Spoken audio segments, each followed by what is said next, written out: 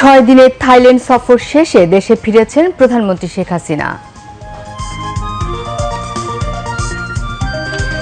তীব্র তাপপ্রবাহ অব্যাহত থাকবে অন্তত আরও 2 দিন। 2 মের পর অবস্থা পরিবর্তনের আভাস আবহাওয়া অধিদপ্তরের।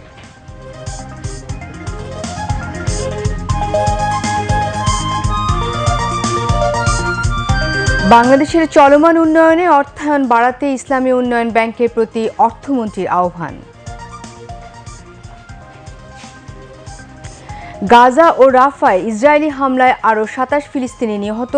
যুদ্ধবিরতি নিয়ে আলোচনায় আজ কায়রো যাচ্ছে হামাস প্রতিনিধি দল। এবং ইন্ডিয়ান প্রিমিয়ার লিগ আইপিএলে আজ একমাত্র ম্যাচে রাতে কলকাতা নাইট রাইডার্সের মুখোমুখি হবে দিল্লি ক্যাপিটালস। আসসালামু আলাইকুম। দুপুর 2টার সংবাদে আমন্ত্রণ জানাচ্ছি আমি ফারজানা রফিক বাবলি। এতক্ষণ শুনছিলেন শিরোনাম, এবারে জানাবো বিস্তারিত সংবাদ।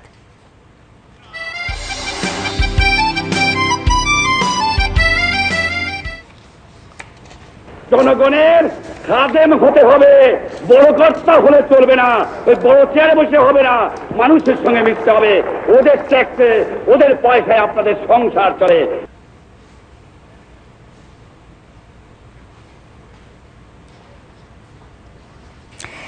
থাই প্রধানমন্ত্রী সেথা থাওয়েসিনের আমন্ত্রণে ব্যাংককে 6 দিনের সরকারি সফর শেষে দেশে ফিরেছেন প্রধানমন্ত্রী শেখ হাসিনা। প্রধানমন্ত্রী ও তার সফর সঙ্গীদের নিয়ে বিমান বাংলাদেশ এয়ারলাইন্সের একটি বিমান সকাল 11:30টার দিকে ঢাকার হযরত শাহজালাল আন্তর্জাতিক বিমানবন্দরে অবতরণ করে। গত বুধবার থাই প্রধানমন্ত্রীর আমন্ত্রণে দেশটিতে সফরে যান প্রধানমন্ত্রী শেখ হাসিনা। এর আগে স্থানীয় সময় সকালে ঢাকার উদ্দেশ্যে ব্যাংককের ডং মুয়েং আন্তর্জাতিক বিমানবন্দর ত্যাগ করেন প্রধানমন্ত্রী শেখ হাসিনা। বিমানবন্দরে প্রধানমন্ত্রীকে রাষ্ট্রীয় আনুষ্ঠানিকতায় বিদায় জানানো হয়। সফরকালে প্রধানমন্ত্রী শেখ হাসিনা থাইল্যান্ডের প্রধানমন্ত্রী থাওয়েসিনের সঙ্গে দ্বিপক্ষীয় বৈঠক করেন এবং জাতিসংঘের এশিয়া ও প্রশান্ত মহাসাগরীয় অঞ্চলের অর্থনৈতিক ও সামাজিক কমিশনের 80তম অধিবেশনে যোগ দেন। এছাড়া সফরকালে প্রধানমন্ত্রী রাজপ্রাসাদে থাইল্যান্ডের রাজা এবং রানীর সঙ্গেও সাক্ষাৎ করেন। প্রধানমন্ত্রীর এ সফরে বাংলাদেশ ও থাইল্যান্ডের মধ্যে স্বাক্ষরিত হয় 5টি দলিল।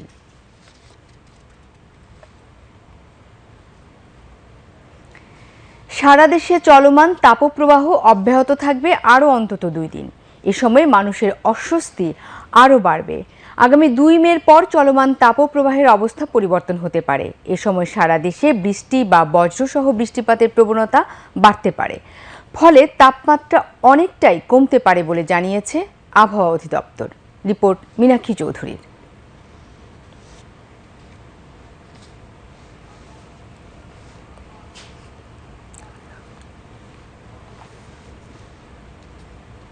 অধিদপ্তর বলছে আগামী বুধবার পর্যন্ত চট্টগ্রাম এবং সিলেট বিভাগ ছাড়া দেশের কোথাও বৃষ্টিপাত হবার সম্ভাবনা নেই। এ সময় দেশের বেশিরভাগ এলাকার আকাশ আংশিক মেঘলা সহ আবহাওয়া প্রধানত শুষ্ক থাকতে পারে। মে মাসে যেহেতু একটা উচ্চ তাপমাত্রার রেকর্ড রয়েছে এবং মে মাস যেহেতু উষ্ণতম মাস, সেই কারণে 7 তারিখের পর আবার তাপমাত্রা একটু একটু করে বৃদ্ধি পাবে। আপাতত যে বৈশিষ্ট্য বলি সেই অনুযায়ী আমরা আশা করি যে মে মাসেও এইরকম তাপপ্রবাহ অব্যাহত থাকতে পারে। আবহাওয়া অধিদপ্তর আরও জানিয়েছে আগামী 2 মের পর থেকে ঢাকা সহ দেশের বেশিরভাগ জেলার উপর দিয়ে বজ্রসহ মাঝারি থেকে ভারী বৃষ্টিপাতের পাশাপাশি কোথাও কোথাও শিলাবৃষ্টি হবার সম্ভাবনা রয়েছে। ফলে এ সময় তাপমাত্রা অনেকটাই কমে যাবে। আগামী 2রা মে থেকে বিশেষ করে দেশের সিলেট বিভাগ, ময়মনসিংহ বিভাগ, ঢাকার পূর্বাঞ্চল, চট্টগ্রাম বিভাগ এবং বরিশাল বিভাগের কিছু অংশে অস্থায়ীভাবে দমকা বাতাস ও ঝোড়ো হাওয়া সহ বৃষ্টি অথবা বজ্রসহ বৃষ্টি হতে পারে। সেই সাথে কোথাও কোথাও খুবই স্থানীয় পর্যায়ে শিলাবৃষ্টিও হতে পারে। এই ধরনের পরিস্থিতি তৈরি হলে এই যে বিদ্যমান তাপপ্রবাহের যে ঊর্ধ্বগতি এবং অস্বস্তি তা কিছুটা কমে গিয়ে স্বস্তিদায়ক পরিস্থিতি তৈরি হতে পারে। এদিকে চলমানে তাপপ্রবাহে জনজীবন সুস্থ ও স্বাভাবিক রাখতে শিশু, বয়স্ক এবং অসুস্থ মানুষদের বিশেষ যত্ন নেবার পরামর্শ দিয়েছেন স্বাস্থ্য বিশেষজ্ঞগণ। এ সময় অতিরিক্ত পানি, শরবত ও স্যালাইন খাবারও পরামর্শ দিয়েছেন। এছাড়া বাইরে বের হবার সময় হালকা ও পাতলা কাপড় পরিধানের পাশাপাশি ছাতা ও ক্যাপ ব্যবহার করা এবং যতটা সম্ভব ছায়াযুক্ত স্থান দিয়ে চলাচলের পরামর্শ স্বাস্থ্য বিশেষজ্ঞদের। মীনাক্ষী চৌধুরী, বাংলাদেশ টেলিভিশন, ঢাকা। বাংলাদেশের চলমান উন্নয়ন প্রক্রিয়ায় অর্থায়ন বাড়াতে ইসলামী উন্নয়ন ব্যাংকের প্রতি আহ্বান জানিয়েছেন অর্থমন্ত্রী আবুল হাসান মাহমুদ আলী। সৌদি আরবের রাজধানী রিয়াদে ব্যাংকের বার্ষিক সভায় যোগ দিয়ে অর্থমন্ত্রী বলেন, দারিদ্র্য বিমোচন ও উন্নয়নের জন্য বরাদ্দকৃত অর্থ যথাযথভাবে কাজে লাগিয়ে সাফল্য দেখিয়েছে বাংলাদেশ। এ সময় তিনি বলিষ্ঠ নেতৃত্ব এবং নিরবচ্ছিন্ন উন্নয়ন যাত্রায় বাংলাদেশের বিভিন্ন সাফল্য তুলে ধরেন। রিয়াদ থেকে ইকবাল ফরহাদের রিপোর্ট। বাংলাদেশের অর্থনীতির বহুমাত্রিক সফলতা ও সম্ভাবনার গল্প শুনতে ইসলামী উন্নয়ন ব্যাংক বিশেষ আলাপচারিতায় আমন্ত্রণ জানায় অর্থমন্ত্রীকে। বাংলাদেশের অর্থমন্ত্রী জানান, দক্ষ নেতৃত্বে জনমনে যে আশা সঞ্চারিত হয়েছে তাতে বিপুল উন্নয়ন স্পৃহা ও কর্ম উদ্দীপনার সৃষ্টি হয়েছে, আর এতে করে এসেছে সফলতা। বাংলাদেশ করতে পারলো কিভাবে, এই লিডারশিপটা খুব ইম্পর্টেন্ট। শেখ হাসিনার লিডারশিপ, উনি তো কোনোটাই করেন না, বলেন না যে এটা হবে না, এটা বলেন না, এটা হবে, করব আমরা। আমাদের জনগণ এটা করতে চায় যে আমরা আর থাকবো না, আমরা গরিব দেশ হিসেবে থাকবো না, সবাই সামনে চলে যাচ্ছে, তা আমরাও যাব। ইসলামী উন্নয়ন ব্যাংকের বহু সফলতার গল্পের বাস্তবায়ন হয়েছে বাংলাদেশে। জীবন মান বদলেছে সাধারণ মানুষের। চাওয়াটা প্রথমে থাকতে হবে যে না, আমরা ভালো করব আমাদের, এবং সবাইকে একসঙ্গে কাজ করতে হবে, এবং যারা জনগণের প্রতিনিধি তাদেরকে স্বচ্ছ হইতে হবে। হ্যাঁ, সবাইকে নিয়ে কাজটা করতে হবে। ইসলামী উন্নয়ন ব্যাংকে বাংলাদেশের গুরুত্বপূর্ণ উন্নয়ন অংশীদার হিসেবে তুলে ধরেন অর্থমন্ত্রী। আশা করেন সামনের দিনে এই সম্পর্ক আরো গভীর হবে। সৌদি আরবের রিয়াদ থেকে ইকবাল ফরহাদ, বাংলাদেশ টেলিভিশন। প্রধানমন্ত্রী শেখ হাসিনার একনিষ্ঠ দেশপ্রেম ও বঙ্গবন্ধুর কাছ থেকে পাওয়া রাজনৈতিক শিক্ষার কারণেই তিনি বাংলাদেশকে বিশ্বের রোল মডেল হিসেবে তুলে ধরতে পেরেছেন বলে মন্তব্য করেছেন ধর্মমন্ত্রী ফরিদুল হক খান দুলাল।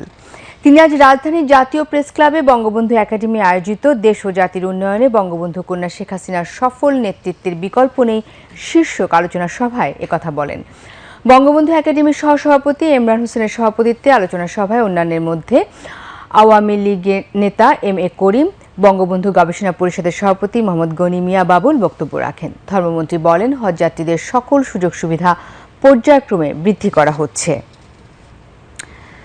ভয়াল 29 এপ্রিল আজ। 1991 সালের এই দিনে চট্টগ্রাম কক্সবাজারের উপকূলে প্রলয়ঙ্করী ঘূর্ণিঝড়ে প্রাণ হারিয়েছিল প্রায় 1.5 লাখ মানুষ। ভয়াল সেই রাতের স্মৃতি মনে করে এখনও শিউরে ওঠেন স্বজনহারা মানুষ।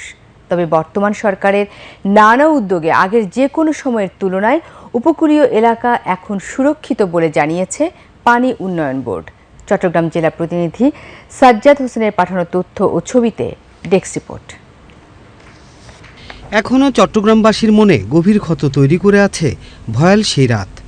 জলোচ্ছ্বাস আর ঝড়ে লণ্ডভণ্ড সেই রাতের স্মৃতি মনে করে এখনও বুক ভারী হয়ে আসে এই জনপদের স্বজনহারা মানুষের। সেই ভয়াল রাতে চট্টগ্রামের বিস্তীর্ণ উপকূলীয় এলাকায় ঝড় ও পানিতে তলিয়ে যায় লাখ লাখ বাড়ি, মানুষ, গবাদি পশু। খোঁজ মেলেনি অনেকের মরদেহেরও। এক রাতেই চট্টগ্রামের সীতাকুণ্ড, সন্দ্বীপ, বাঁশখালী, আনোয়ারা, মিরসরাই আর কক্সবাজারের মহেশখালী, কুতুবদিয়া উপকূলে প্রাণ হারান অন্তত 1,39,000 মানুষ। ভয়াল সেই দুঃসময়ের কথা মনে করে এখনও শিউরে ওঠে মানুষ। ঘূর্ণিপাকের মধ্যে পড়াতে আমার বাবা ওইটা হারিয়ে যায়, এবং মার কাছে আমরা ছিলাম। আর আমার যে একদম ছোট ভাইটাকে আমার মা দাঁত দিয়ে কামড়ে, মানে শার্টের কলার কামড়ে ধরে রেখেছিল। ঢেউ আসে, তখন আমার ভাইটা যখন পানি খাচ্ছিল তখন আমার মায়ের বুকে প্রচণ্ড লাথি মারতে থাকে। এত বেশি লাথি মারে যে আমার মা বুঝতে পারতেছে এসে যে পানি খাচ্ছে। তবে সেই ঘূর্ণিঝড়ের পর এখন রাষ্ট্রীয় ও সামাজিকভাবে সচেতনতা বেড়েছে বলে দাবি প্রশাসনের। নেওয়া হয়েছে বিভিন্ন অবকাঠামোগত ব্যবস্থা। ক্লাইমেট চেঞ্জের ইম্প্যাক্টকে কনসিডারেশনে নিয়ে আমরা আমাদের বাঁধগুলোকে শক্তিশালী করেছি, উচ্চতা বাড়িয়েছি, প্রস্থ বাড়িয়েছি, এবং যেখানে সাগর বেশি কাছাকাছি আছে সেখানে আমরা পার্মানেন্ট প্রোটেকশনও দিয়েছি। এবং এর পাশাপাশি আর্লি ওয়ার্নিং সিস্টেমটা এটা এখন অনেক আধুনিকায়ন করা হয়েছে। এই জন্য যে কোনো সাইক্লোনের গতিবিধি এবং সময় এটা আমরা প্রেডিক্ট করতে পারি। বাঁশখালী, সীতাকুণ্ড, মিরেশ্বরাই এবং সন্দ্বীপ, এইগুলোতে আমরা পার্মানেন্ট প্রোটেক্টিভ ওয়ার্ক করেছি, এবং তাতে করে আমাদের এই ধরনের জলোচ্ছ্বাসের প্রভাব থেকে অনেকটাই মুক্ত। ঘূর্ণিঝড়ের পর দীর্ঘ সময় উপকূলের বিভিন্ন এলাকায় লবণাক্ততার কারণে ফসল ফলাতে পারেনি কৃষকরা। সরকারি হিসেবে সেই মহাদুর্যোগে $1.5 বিলিয়ন আর্থিক ক্ষতি হয়। Shariful Islam, desk report, Bangladesh television. কুড়িগ্রামের প্রত্যন্ত উপজেলায় তরুণ শিক্ষার্থী ফাহাদ আল ফারাবী সাড়া ফেলেছেন নিজের হাতে টেলিস্কোপ বানিয়ে। তার তৈরি টেলিস্কোপের মাধ্যমে চাঁদ সূর্যের স্পষ্ট ছবি দেখতে প্রতিদিনই লোকজন ভিড় করছে। কুড়িগ্রাম জেলা প্রতিনিধি আহসান হাবিব নীলুর পাঠানো তথ্য ও ছবি নিয়ে দেখুন একটি ডেস্ক রিপোর্ট। কুড়িগ্রামের ফাহাদ আল ফারাবী ছোটবেলা থেকেই মহাকাশ সম্পর্কে জানতে প্রবল আগ্রহ তার। বইয়ের পাতায় গ্রহ, নক্ষত্র, উপগ্রহের অবস্থান পড়ে দেখার খুব ইচ্ছে হয় তার। 2021 সালের শেষে টেলিস্কোপ বানানোর সরঞ্জাম সংগ্রহে নেমে পড়েন। পরবর্তী সময়ে বিভিন্ন স্থানে খোঁজখবর নিয়ে জানতে পারেন বাজারে একটি টেলিস্কোপের দাম 40 থেকে 50 হাজার টাকা। শিক্ষার্থী হয়ে এত টাকা সংগ্রহ করতে পারবে না বলে গত বছরের শেষ দিকে নিজেই টেলিস্কোপ বানাতে নেমে পড়ে। 3 মাসের মধ্যে প্রায় 20,000 টাকা ব্যয়ে টেলিস্কোপ বানাতে পেরে খুশি ফাহাদ আল ফারাবী। নিজের শখের পোষা বিড়ালের নামে টেলিস্কোপটির নাম দিয়েছেন NEKOK-1। যখন করোনার টাইম ছিল ওই সময় আমি টেলিস্কোপ নিয়ে কাজ করি। তখন বেসিক টেলিস্কোপিক বা অ্যাস্ট্রোনমিক্যাল যে সব জিনিসপাতি দরকার সেগুলো আসলে ছিল না। 2 ভাইয়ে মিলে পরিকল্পনা করি যে আচ্ছা যদি বানানো যায়। আমার ভাইকে বলি, তো সে বলে যে আমার SSCর পরে, তো এরপরে সে আমাকে যতটুকু পারে হেল্প করছে। ভবিষ্যৎ প্ল্যান হচ্ছে যে আপাতত এটাকে আরও ডেভেলপমেন্ট করার পরে এটার যে মেন যেসব সমস্যা এখনও আছে সেগুলোকে ক্লিয়ার করার। যদি আমাদের আশেপাশে যারা অ্যাস্ট্রোনমি আসলে পছন্দ করে তাদের জন্য যদি স্বল্প মূল্যে বানানো যায় কিনা, বা কেউ যদি বানাইতে চায় তাদের বানিয়ে দেওয়া যায় কিনা, তো এটা একটা প্ল্যান আছে। ফারাবীর টেলিস্কোপ বানানোর কাজ দেখে পিতামাতা প্রথম দিকে কিছুটা বিরক্ত হলেও বাধা প্রদান করেননি। পড়াশোনার পাশাপাশি অবসর সময়গুলো আড্ডা দিয়ে নষ্ট না করায় খুশি তার অভিভাবকরা। ভবিষ্যতে ফারাবী আরও ভালো কিছু করুক এমন প্রত্যাশা তাদের। কুড়িগ্রাম জেলা ক্রীড়া সংস্থা থেকে 14,000 টাকা স্টাইপেন্ড পেয়েছিল, ও টাকা দিয়ে শুরু করছিল। আর টুকটাক আমার কাছে কিছু নিয়েছিল, এই টুকটাক মিলে সে প্রায় 17-20 হাজার টাকার মতন খরচ লাগছিল। SSC পরীক্ষার আগে যখন ও একটু করে সময় কাটাতো ওদিকে, তখন মনে হয়েছিল যে না, আগে পরীক্ষাটা শেষ করো, তারপর তুমি ওই কাজগুলো ধরো। এখন আমি দেখি চাঁদের মধ্যে এই যে পাহাড়, এই যে কালো কালো পাথরগুলান, এগুলো তো সব চাঁদের দেশের এটা একটা দেখার মতো জিনিস। মাত্র 12 কেজি ওজনের এই টেলিস্কোপটির মাধ্যমে 3 লাখ কিলোমিটার দূর থেকে দৃশ্য ধারণ করা যায়। মেধা ও প্রযুক্তি কাজে লাগিয়ে ঘরে বসে টেলিস্কোপ বানানোর এমন প্রতিভা দেখে খুশি তার স্বজনসহ প্রতিবেশী এবং সহপাঠীরা। ফারাবীর পাশে দাঁড়ানোর আশ্বাস দেন কুড়িগ্রাম উপজেলা শিক্ষা অফিসের একাডেমিক সুপারভাইজার আয়েশা সিদ্দিকা। নিজের চিন্তা শক্তি কাজে লাগিয়ে যে সায়েন্সের এই বিজ্ঞানের যে বিষয়টা টেলিস্কোপ একটা তৈরি করেছে, এটা খুবই প্রশংসনীয়। আরও ভালো করার জন্য আমরা আমাদের শিক্ষা পরিবারের পক্ষ থেকে ঊর্ধ্বতন কর্তৃপক্ষের সাথে কথা বলে আমরা ওকে সহযোগিতা যদি করতে পারি করব। ফারাবীর স্বজনদের প্রত্যাশা সরকারি সহযোগিতা পেলে ভবিষ্যতে আরও উন্নত টেলিস্কোপ ও মাইক্রো টেলিস্কোপ বানাতে সক্ষম হবে Farabi. Desk report, Bangladesh television. গৃহসজ্জার বিভিন্ন শৈলীতে ব্যবহার করা হয় ক্যাকটাস। সেই ক্যাকটাস আবার কার্বন ডাইঅক্সাইডের মাত্রা কমিয়ে মানসিক চাপ থেকে মুক্তি দেয়। তাই ক্যাকটাসের প্রতি ঝুঁকছেন অনেকে। আর সেই চাহিদা পূরণে মাদারীপুর হর্টিকালচার সেন্টারে উদ্ভাবিত হয়েছে 135 জাতের ক্যাকটাস, যা খুবই স্বল্প মূল্যে বিক্রি করা হচ্ছে। মাদারীপুর জেলা সংবাদ প্রতিনিধি মেহেদি হাসানের পাঠানো তথ্য ও ছবিতে এই নিয়ে আরও জানব ডেস্ক রিপোর্টে। ক্যাকটাস হচ্ছে ক্লোরোফিল সমৃদ্ধ কাঠ বা ভেষজ ডালপালা সহ সুকুলেন্ট। বাড়ির সাজসজ্জায় কিছুটা বৈচিত্র্য যোগ করতে বিভিন্ন ধরনের ক্যাকটাস গাছ লাগানো যায়। অনেক ক্যাকটাসে কাঁটাযুক্ত কাঁটা থাকে, আবার কিছু ক্যাকটাসে একেবারেই কাঁটা থাকে না। তদুপরি নির্দিষ্ট কিছু ক্যাকটাস অত্যন্ত আকর্ষণীয় বৈশিষ্ট্যে অনন্য। মাদারীপুরের হর্টিকালচার সেন্টারে 135 জাতের ক্যাকটাস রয়েছে।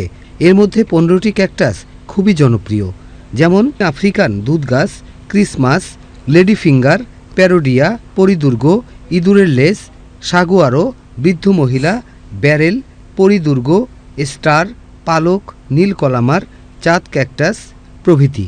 ক্যাকটাস বাড়িতে উপকারিতাও অনেক।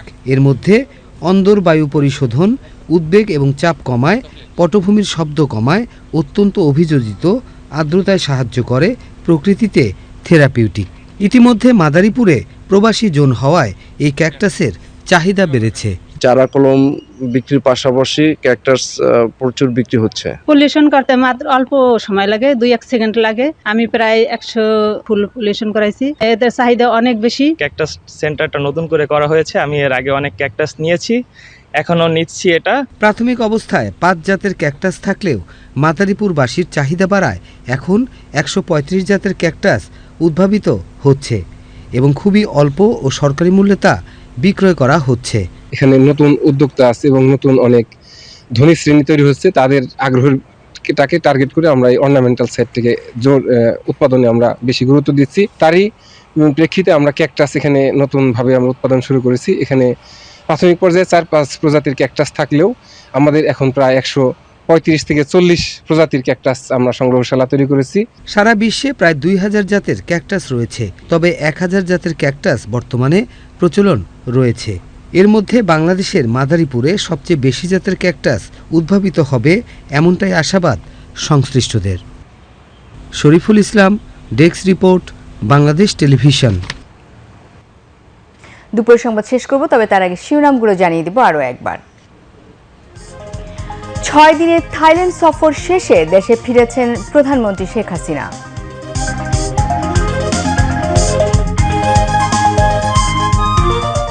তীব্র তাপপ্রবাহ অব্যাহত থাকবে অন্তত আরও 2 দিন। 2 মের পর অবস্থা পরিবর্তনের আভাস আবহাওয়া অধিদপ্তরের। বাংলাদেশের চলমান উন্নয়নে অর্থায়ন বাড়াতে ইসলামী উন্নয়ন ব্যাংকের প্রতি অর্থমন্ত্রীর আহ্বান।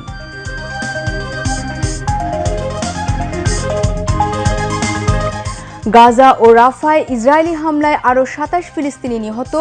যুদ্ধবিরতি নিয়ে আলোচনায় আজ কায়রো যাচ্ছে হামাস প্রতিনিধি দল।